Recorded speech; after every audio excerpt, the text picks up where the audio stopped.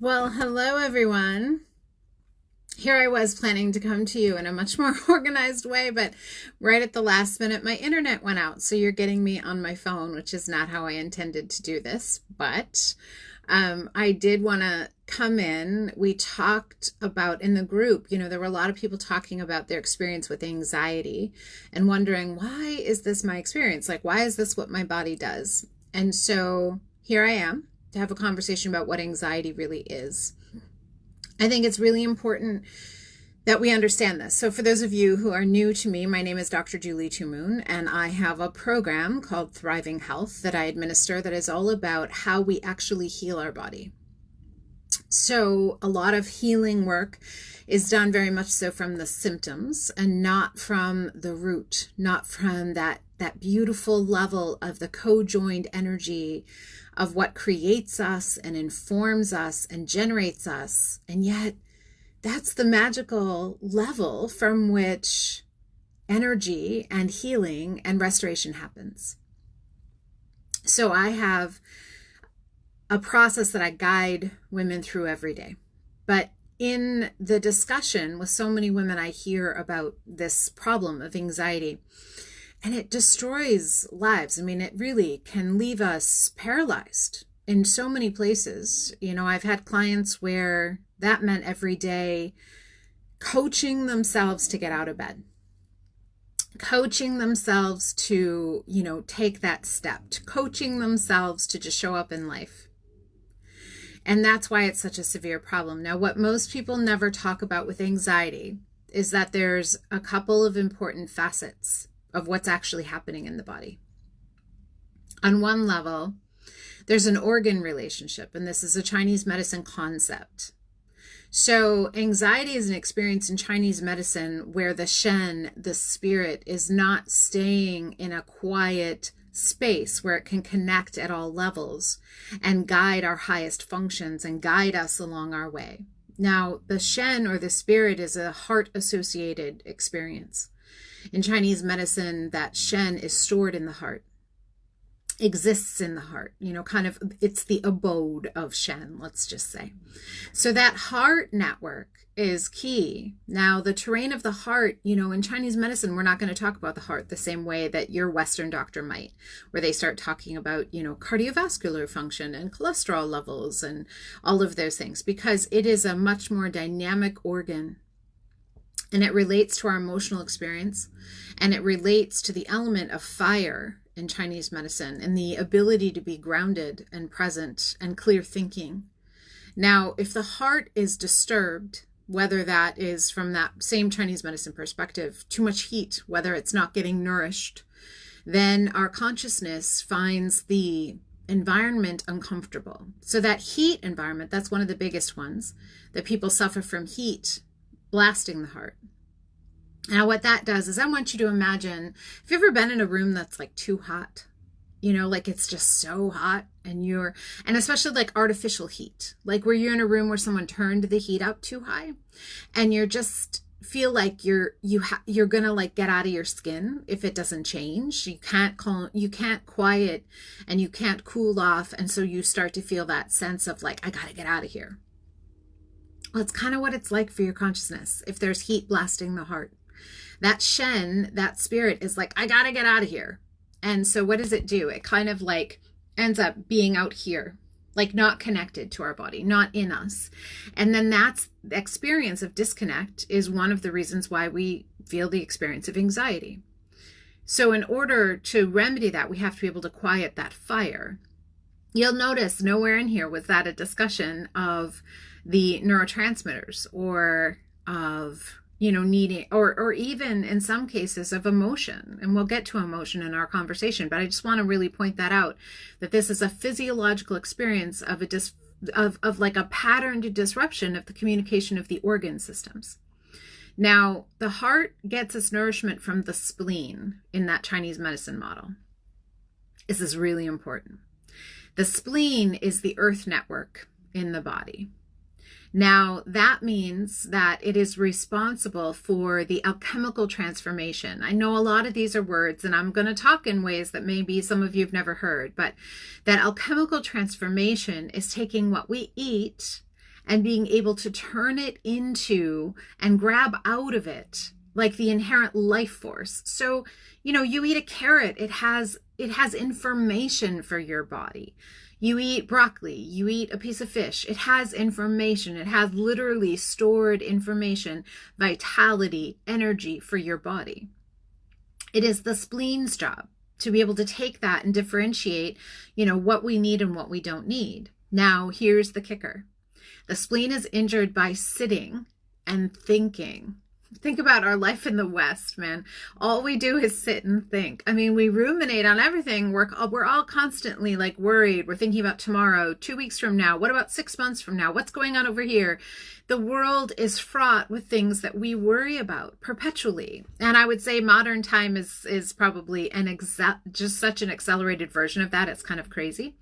So the spleen, if injured, if weakened, well, then it can't do the differentiation the way it needs to. So that differentiation doesn't happen, which means it can't separate, from our food. It's not doing a great job of separating what we need and what we don't need.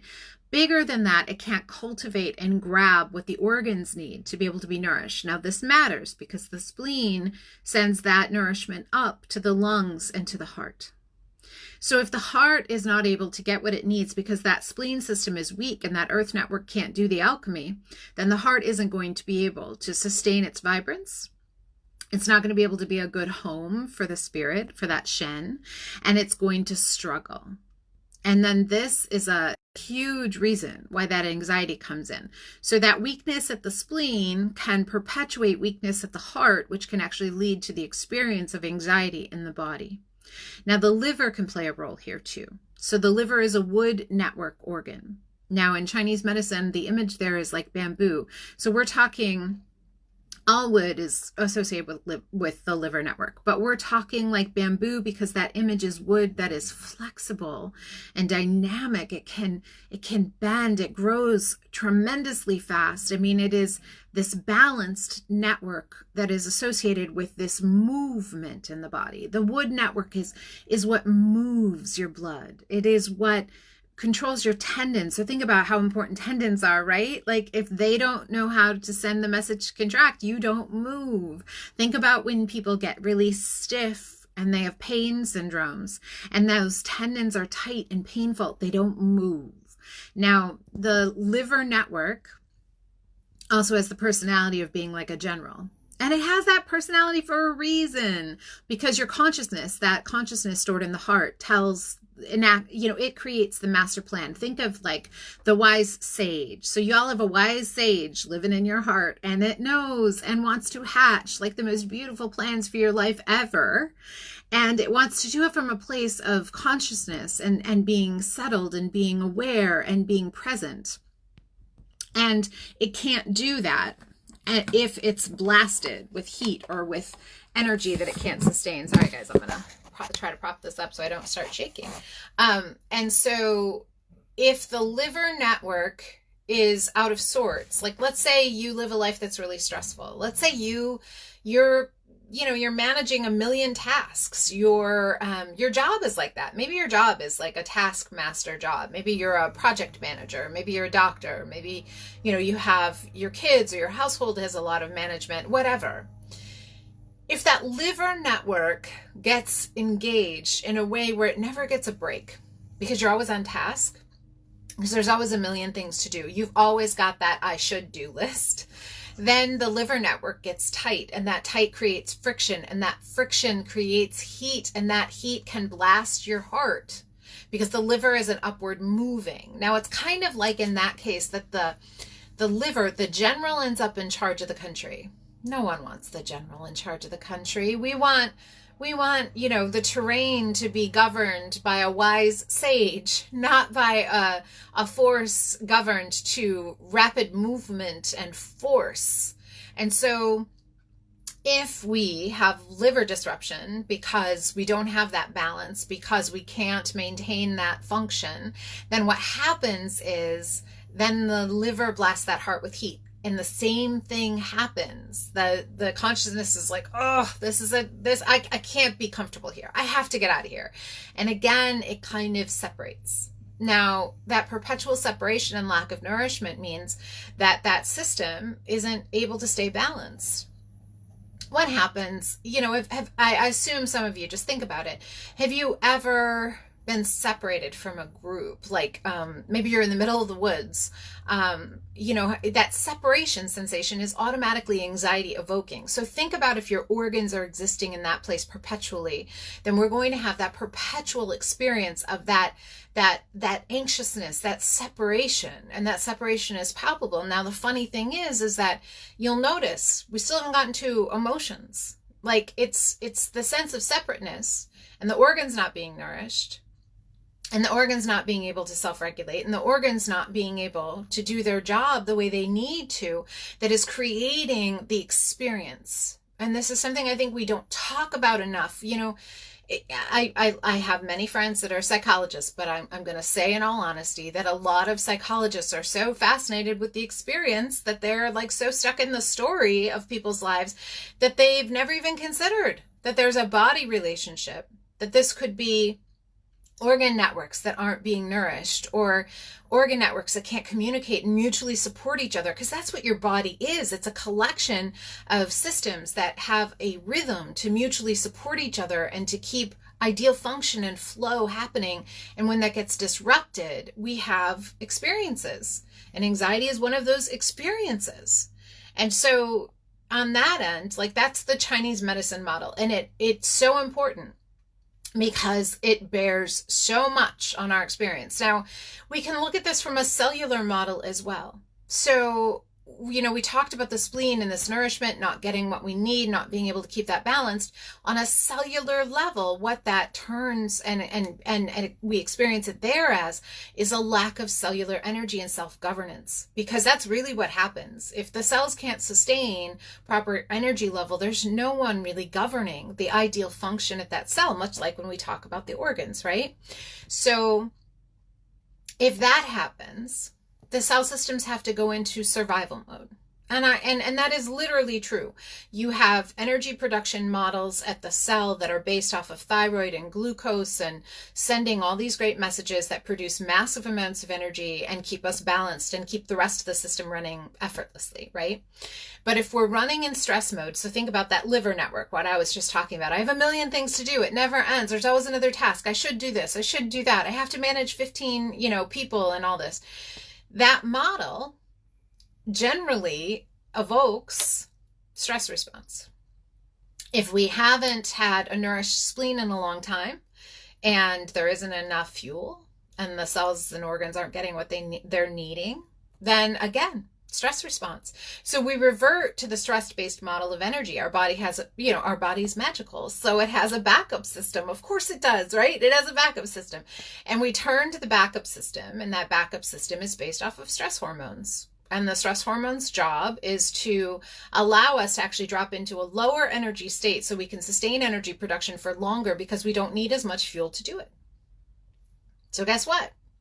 The more that we live in that state, the energy production of high energy, of vitality, of a peaceful life gets shut down. And we start running in survival mode. So the cells drop into low energy states. They are designed in that case to use very little energy, very little nutrients, to be able to make energy and use the stress hormones to propel the sense of having more than we have. It's meant to be used so you can run from a bear, but most of us live there. In this state, if it goes on and on and on, we're living under stress hormones. Well, I think every person here has been scared at least once in their life. Your heart beats faster, you can't catch your breath, your mind is kind of frantic, you can't coalesce your thoughts into clearly streamlined, easy to use methods. That's kind of the experience of anxiety. That's the experience of living in stress response. Now, we live here long enough, the body becomes, this is the normal. It has no idea how to get back to the path of using the high energy systems of thyroid and glucose and moving minerals and sending good signals. And it gets stuck here. And then what happens is you're running at a low level of stress response, and the body's so used to the path that that's where you get the bursts of it that come out of the blue. And this is what a lot of people with severe anxiety disorder suffer, is that they can be sitting on a couch and suddenly they're like fully in it. Like, where did that come from? Oh my God, the brain is running on the 10 scenarios, related to events in their life, or what could happen, or what the news just said, or whatever. And it runs out of control. And this is because at the root, those cell systems can't sustain balance. They don't have enough energy. They're actually running in a low energy survival mode. And the body doesn't know how to exit that state. You'll notice again, not a deficiency of Xanax,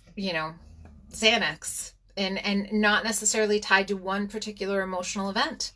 It is a physiological experience where those organ systems and cell systems cannot run at their best level, and they're compensating. And a lot of us spend the majority of our life compensating.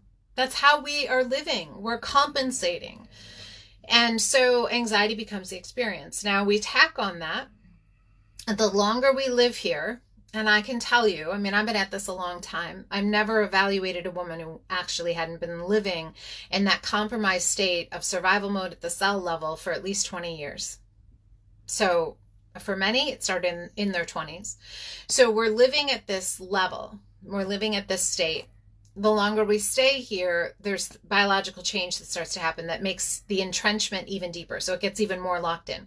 So on one hand, when we live in that stress state, we end up inadvertently creating a rise in copper throughout the body. Now, copper is part of energy production, but there's a whole sequence of events related to chronic stress and to low cell energy that result in copper accumulation, and it ends up actually getting sequestered in the tissues because your body's trying to protect you. But copper acts like estrogen, and we end up with a hyperestrogen state that will not show up in the blood. So testing your blood, in fact, in that case, your blood may show low estrogen.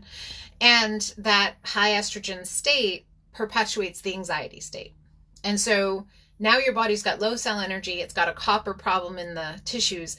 Guess what? To go with copper, a lot of times we end up with other toxic metals hanging out there as well. These also contribute to the anxiety state. Now, the thing is that you can't go detox them, because to detox, you actually have to have cells that are running at an energy state that can sustain. Remember, we talked about the liver.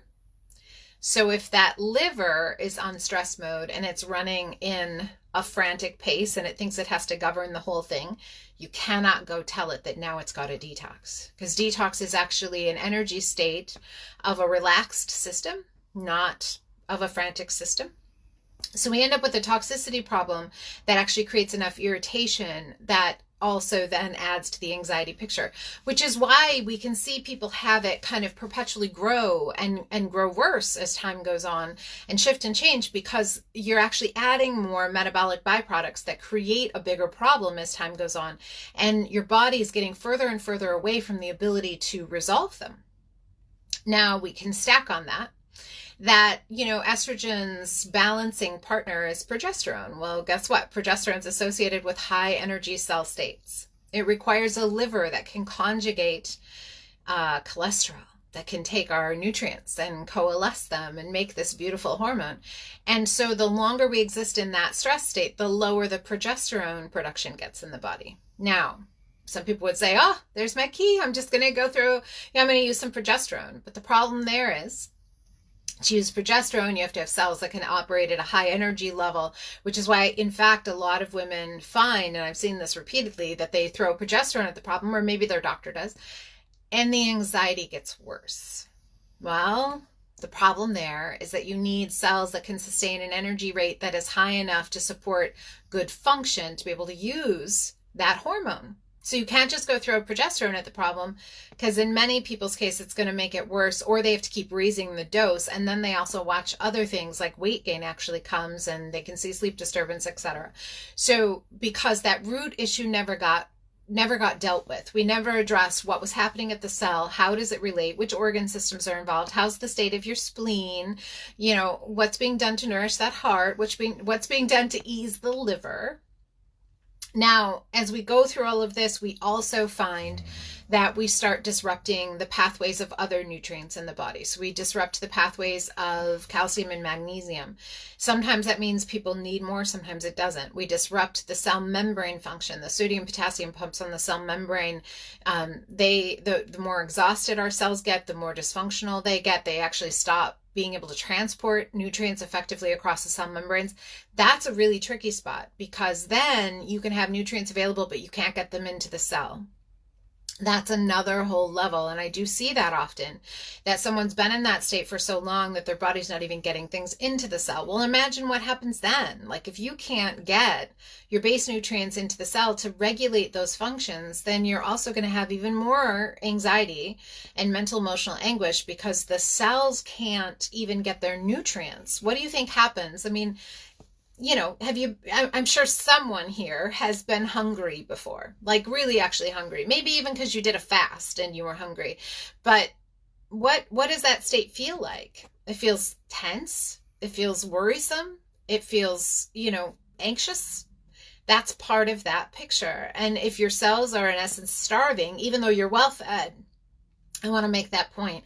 You can be well fed. You can be taking vitamins and you can still have cells that are starving.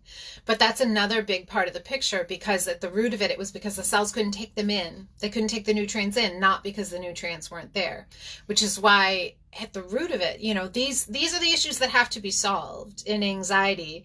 Now we can placate it, right? We can create numbness. That's what a lot of the meds do. They create the ability to cope by numbing us to the experience. They don't change the experience. They just create the ability to walk through life and not be, just being brought down to our knees by that experience. But at the root of it, they're not getting to that. So unfortunately, it's progressing in the background.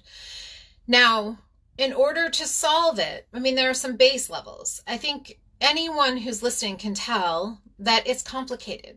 It's really complicated, because what your cells are doing and how it relates, and is it more spleen or liver? How is the heart compensating?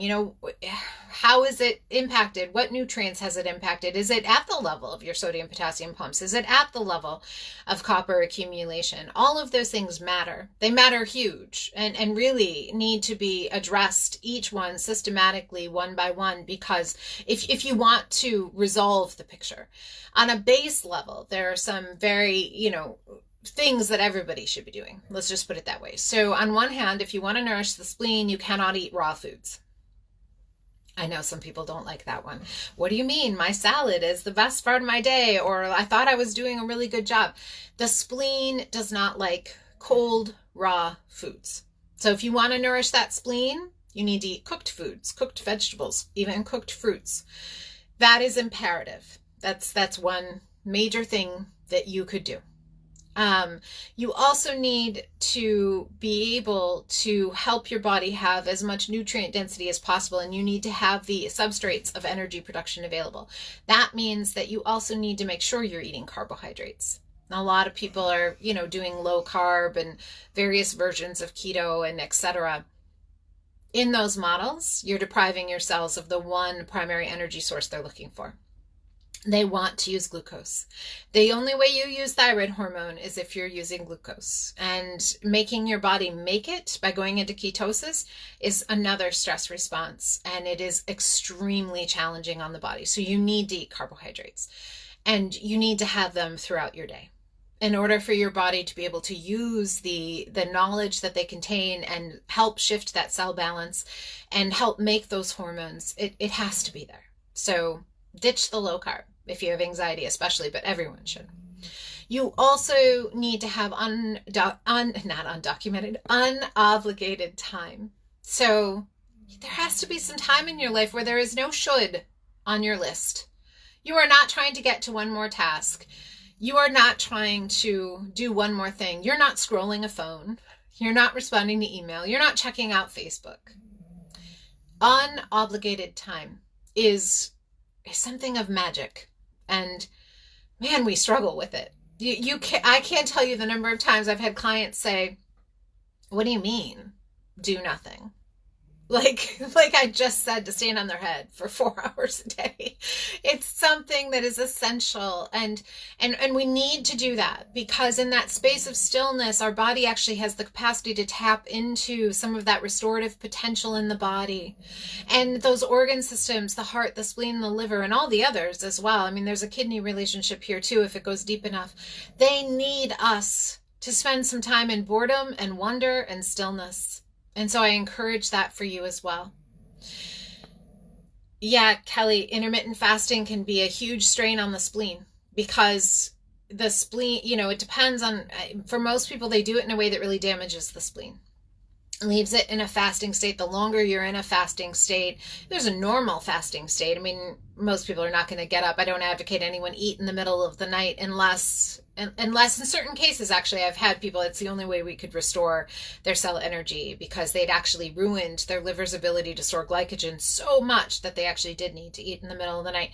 However, that is rare. The reality is, though, that the longer we go into fasting mode, the more our body has to produce the stress hormones in order to make energy, to raise the glycogen so our blood sugar doesn't drop.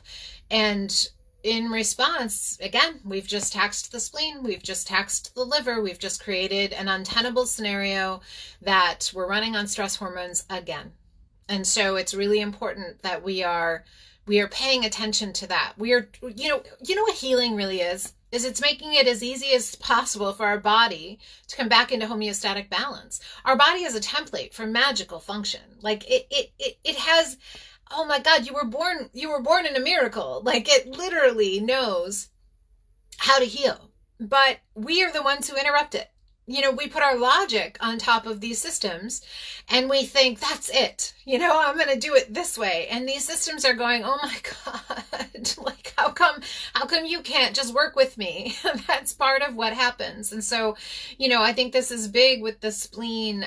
We keep designing modes in the West to rein them in, like to get the body to behave, to control this outcome, control that outcome. And meanwhile, our organ systems are going, oh my goodness, could you please just, could you let me rest? Could I have regular food? Could we have some balance? That would be lovely. I mean, I really think that those are what the voices are saying, inside of our body. And the other thing is, so let's talk about feelings for a minute, because it's not part of the picture, but we have to work with our physiology too. So those organ networks we were just talking about, the heart, the liver, the spleen. So the heart is associated with the emotions of joy and the sense of calmness and spirit. The spleen is associated with the emotions of compassion or with worry, and the liver with anger or with kindness. These experiences of emotion that we have as we go through life, that I think we are very poorly taught to actually experience. I think we're more so taught to deal with, kind of that buck up model, like distract yourself. It'll be okay. Don't worry about it. Just move on. Hey, what can you do instead? It's like all these distraction and kind of minimizing models of the world. It's put us in a real state, because if we are not taught to feel our feelings, and to be able to feel them through our body, then they get stuck in those organ systems. So if we're not taught to have those experiences, then the organ systems get the responsibility for holding on to them. And that's another detriment. We get stuck in worry, we get stuck in fear, we get stuck in anger. It stays in our body. And those organ systems, it's like another toxin. I mean, it's just as detrimental as mercury or aluminum or any number, or copper, like we were just talking about. It's just as detrimental and just as impactful. So synonymous with meeting the needs of your physiology, nourishing those organ systems, getting them back to balance, meeting the needs of those cell systems, addressing those patterns, key to all of that. And this is something we work on with all of our clients for a long time, because it's actually quite a skill to cultivate, is really letting yourself have the experience of feeling the feelings as they move through your body and connecting with them, and learning to not intellectualize and be able to be present, and letting them experience themselves, so that you can actually no longer store them in those systems. And this is a big process, I really feel. And I think it's important, because at the root of it, anxiety is the disrupted experience of us being separate. And I believe our body is really divine. I believe that healing is a collusion with the force that makes us. Whatever word works for you there. Whatever word for God works for you. It truly is a collusion of us within our body with that force. And I feel that a lot of our illnesses are because we were never taught about the dynamic nature of literally our cells being elements of that divine expression and the magic that is therein contained. And as a result, we kind of end up going it alone. And things like trauma make that almost a certainty, because that's our response to trauma as a human, is that we pull back in protection, and it's not a fault thing. No one's at fault here. I mean, we have a model, I think, an accepted societal model that has us separate as with the way that things go. I don't think we're taught or given an example of how that collusive relationship works at a physical, biological level, all the way out to our spirit. And the more we go it alone, the more separate we feel, the more we have the experiences of that separation. Anxiety is one big one. There are many others. Pain, fatigue, exhaustion, worry, depression. They're all experiences of that. But we need to remember that inherent to the process of healing is to start to collude, to honor and know what those systems need, what they've been asking for, what they've been begging for, to be able to feed those cells what they need, to be able to replace the substrates needed so that they can put those biological pathways back into action and do it in a vibrant, beautiful way. Anxiety is completely healable, like 100%, if it's done this way, if it's done from that totality of you relationship model. Every woman I've ever worked with anxiety, who is willing to walk through the work and use the tools and ask for help and get support, their anxiety is healed, because they discover that it was multiple elements of them that needed attention, and that they hadn't ever been told, what the real goings on were. And once they learn to understand that, they can see it, and they can partner with their body, and they can follow, practices that let them actually be free, involving, food and movement and specific healing techniques and the nutrients that their body was missing, and working with feeling their feelings, and really step into that, grace of letting the flow of life move through them, and partnering with all of those organs so that they all can be at their best. That's what it's about. And certainly I think that's a sacred journey. That's why I regard healing the way I do. This is my divine calling, to be able to let women understand that we are powerful and our bodies are capable of magic. But sometimes we really do need to take the dive into what's really happening in that system, and not play at that surface, not dally with it, because, sadly, you can create food combinations that make this worse, that can plunge the cell energy. We were just talking about intermittent fasting, low carb. You can actually take nutrients that make it worse. If your cells are stuck in a high energy mode, that's not ideal, and you take a lot of B vitamins, it's going to make it worse. If you layer the progesterone on top of cells that are exhausted, you're going to make it worse.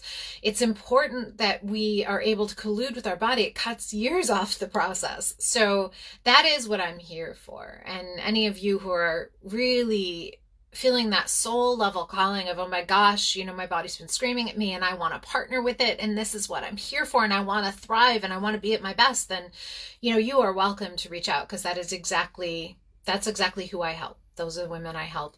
And just remember, watch this and really learn what those organs are doing and why they're doing it, and what your cells need and why you're having that experience. And no, it's not random. You're not flawed. You didn't do anything wrong. You just were never given the information. The template of how our world works doesn't honor the totality of how our body works. And you're a divine gift.